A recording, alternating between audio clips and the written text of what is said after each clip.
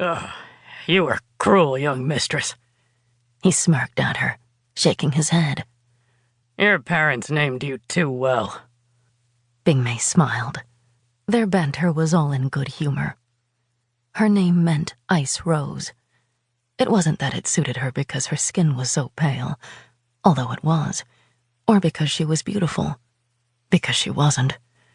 Her face was too big, and she was too short and skinny. No, Father had named her Bingmei, a rose that blooms in winter, because he wished for her to embrace her thorns. Her parents owned the family ensign, the security and bodyguard business her grandfather had started when he'd served the ruler of Yiwu.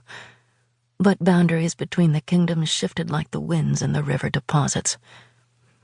The banner of their ensign was a mountain leopard, which were more common in the mountains where grandfather had grown up. Her family had a reputation for their martial skills.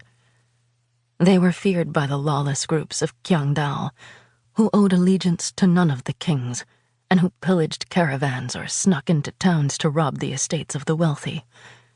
Each season, emissaries climbed up the mountain to Quansun, seeking their help. As she stood on the wall, she turned her head and gazed down at her home. No one knew who'd built it.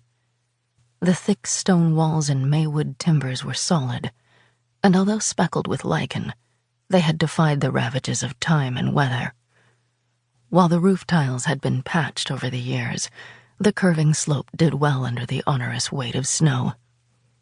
Some ancient civilization had constructed the Quansun and many of the cities within their world. It was unknown what had become of the ancients, but their buildings had outlasted them, and so had the symbols they'd engraved in their architecture and art. Like the leopard, a creature that had come to symbolize the taming of cruelty. When her father and mother had arrived at their destination, having successfully protected the caravan they'd been hired to accompany, the leopard symbol was received with joy and gladness. What the sign had meant originally, no one knew. There were some creatures depicted in statuary and ornamental designs that still mystified those looking at them. Did those kinds of animals even exist anymore? Had they ever existed? So much of the world was a mystery to Bingmei. Where had her ancestors come from? Why were so many languages spoken throughout the kingdoms? Why was so much of the year spent in shadow, the other in light? No one understood. But the change had been attributed to the dragons of myth. The light half of the year was known as the Dragon of Dawn, the dark half as the Dragon of Night. Worry began to bubble up again as she sniffed the cold, sharp air. If winter came too soon, her parents wouldn't be able to finish their journey. She didn't want to spend the Dragon of Night without her parents, trapped in the Quansun without news of their adventures. The rain began to fall in earnest then, striking at Bingmei and Zizhu viciously as the skies began to seethe. "Have you seen any sign of the fog?" Bingmei asked worriedly, wiping a drop that had landed on her nose. No, young miss. Try not to worry. They'll be back. I thought I heard a noise in the distance. I know it must be them. "Shout when you see them coming," Bingmei ordered. He frowned at her. I am Zizhu, a free man. You cannot order me about, little miss. You are only 10 years old. "I'm 12.